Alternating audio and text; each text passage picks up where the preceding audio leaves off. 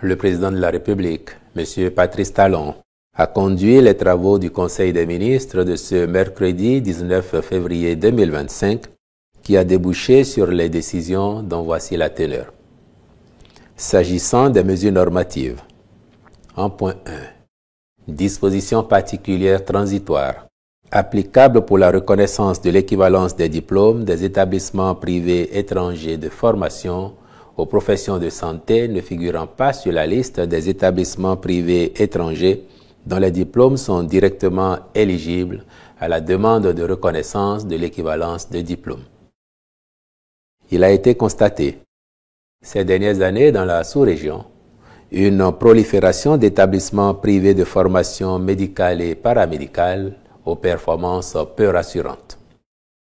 À cet effet, le gouvernement avait dû adopter le 18 octobre 2023, le décret portant attribution, organisation et fonctionnement de la Commission nationale d'études des équivalences de diplômes qui, en son article 6, restreint l'obtention de l'équivalence des diplômes de médecine et des formations paramédicales délivrées par des établissements privés à une liste dérogatoire fixée par décret.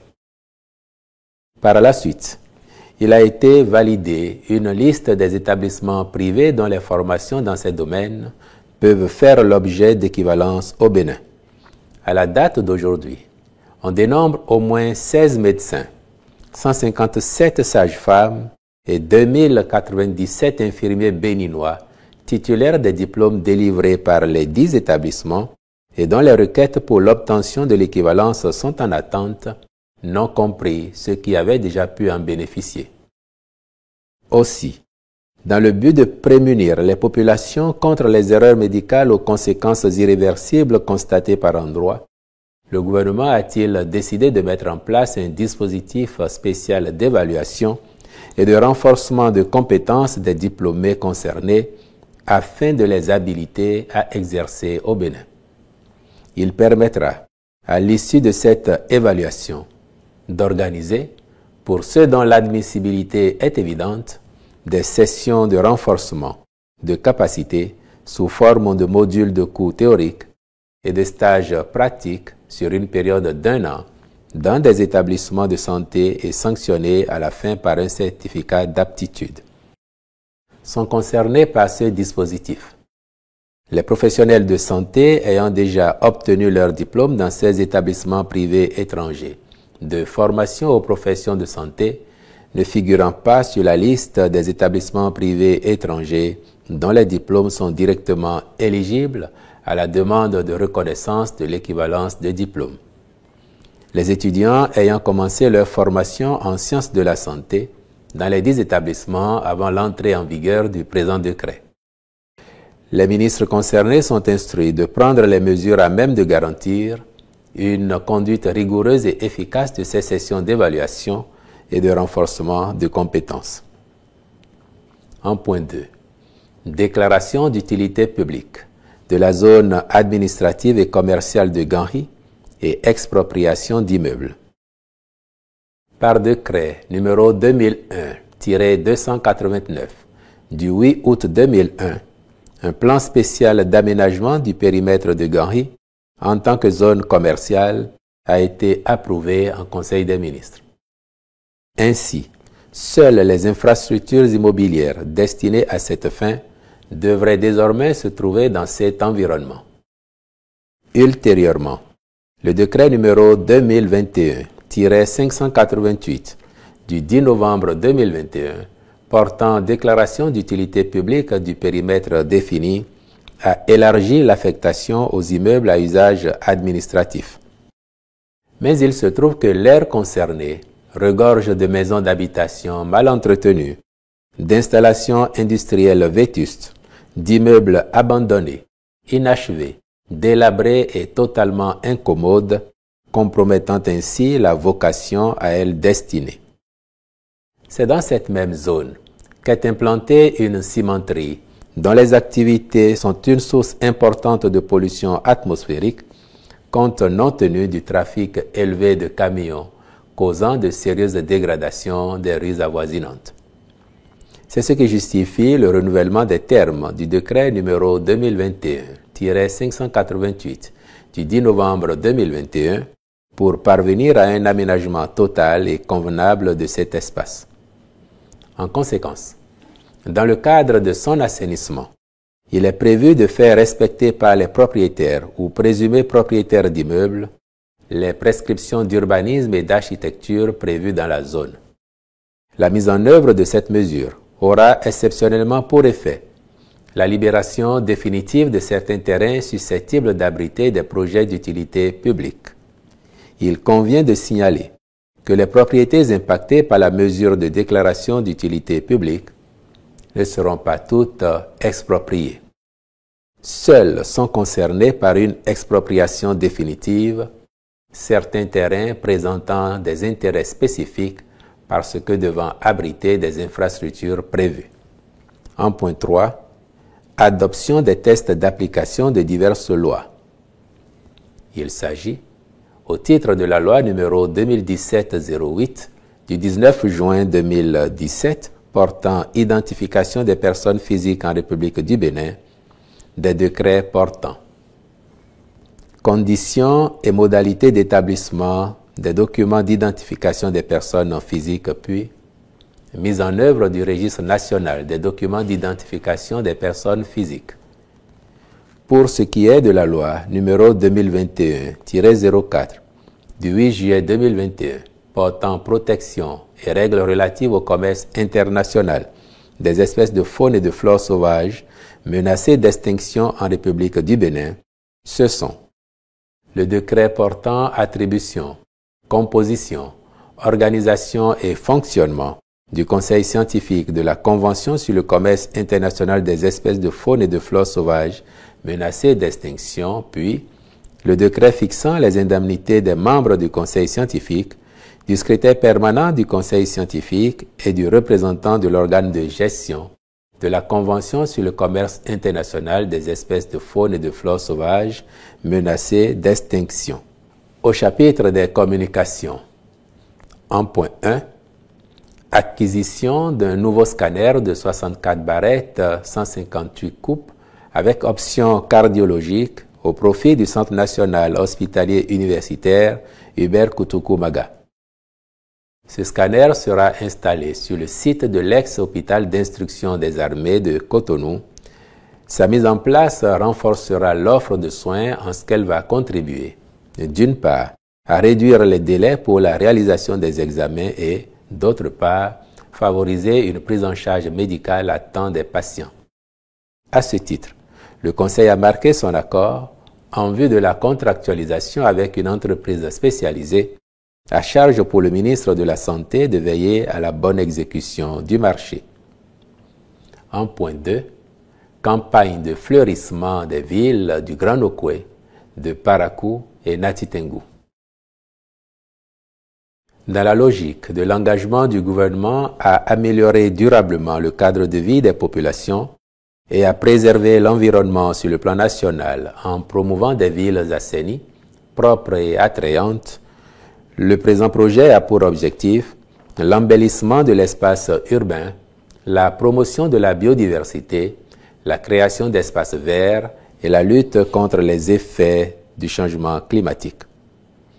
Il ambitionne autant d'encourager et de développer la culture de l'aménagement paysager auprès des populations en faisant d'elles des partenaires actifs de l'amélioration et de la préservation de leur environnement immédiat. Ainsi, sur la base du volontariat, les plans sont récupérés par les habitants à titre individuel pour leur mise en terre et leur entretien.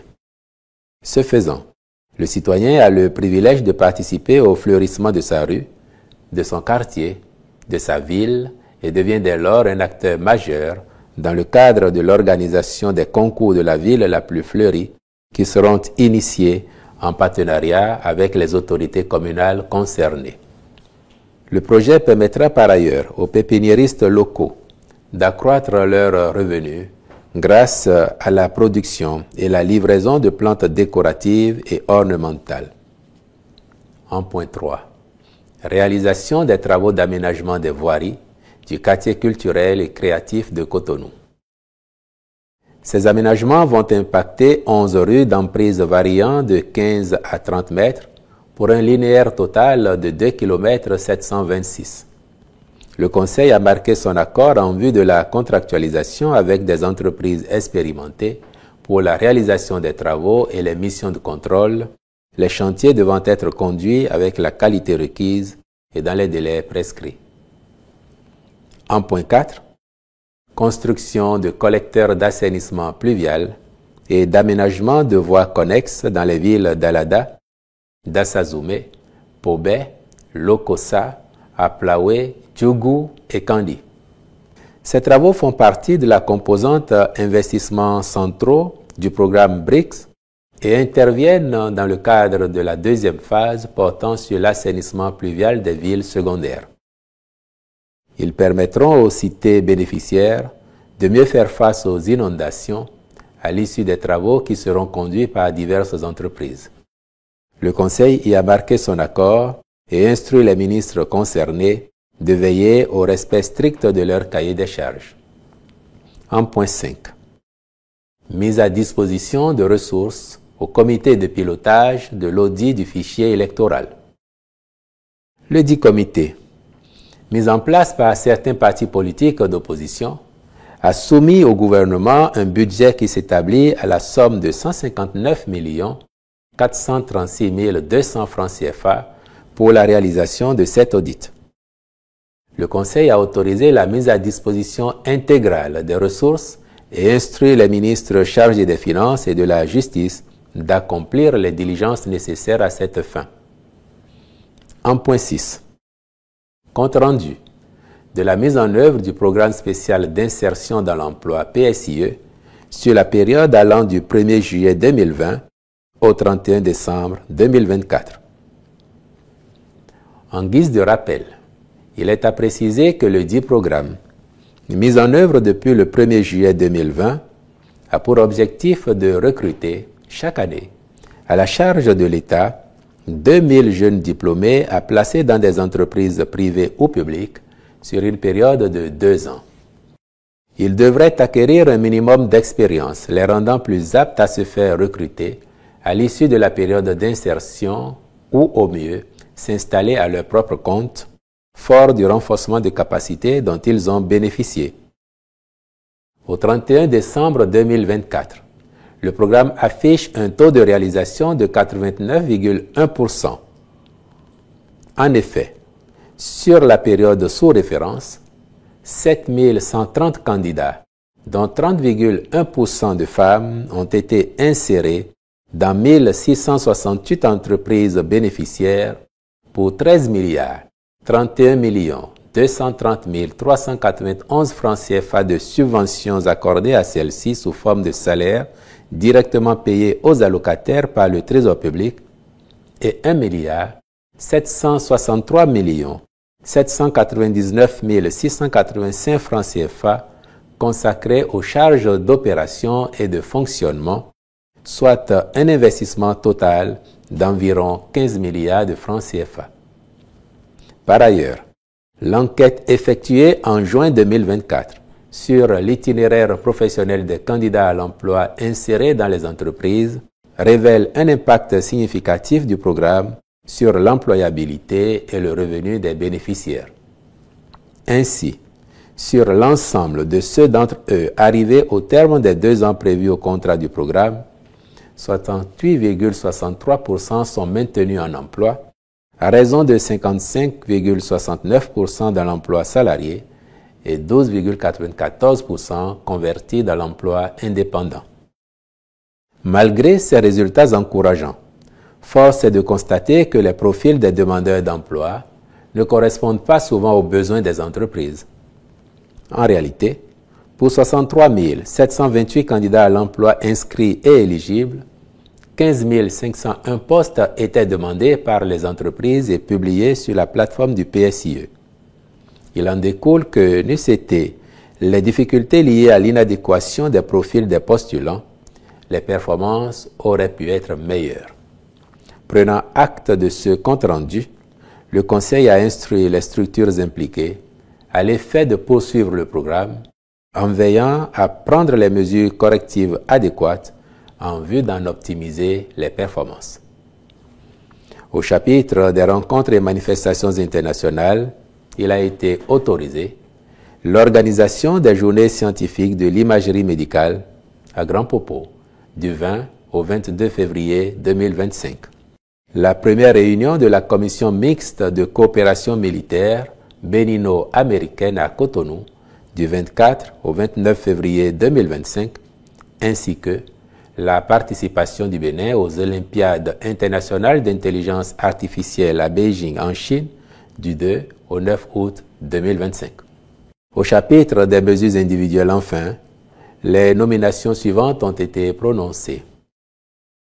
Au ministère des Petites et Moyennes Entreprises et de la Promotion de l'Emploi. Directeur de la promotion des petites et moyennes entreprises, M. Luc Bokanle Obalé. Inspecteur général du ministère, M. Dossou Henri Savoido. Au Conseil économique et social départemental ainsi qu'il suit. Colline, M. Serge Bruno Biaou Oluwale Oduburu, désigné au titre de l'Assemblée nationale. Alibori, M. Huimavo Shalom Pagiel, désigné au titre de la Chambre du commerce et d'industrie du Bénin. Donga, M. Nchakwagu Ndwobe Tobe, désigné au titre de la Chambre de commerce et d'industrie du Bénin. Je vous remercie.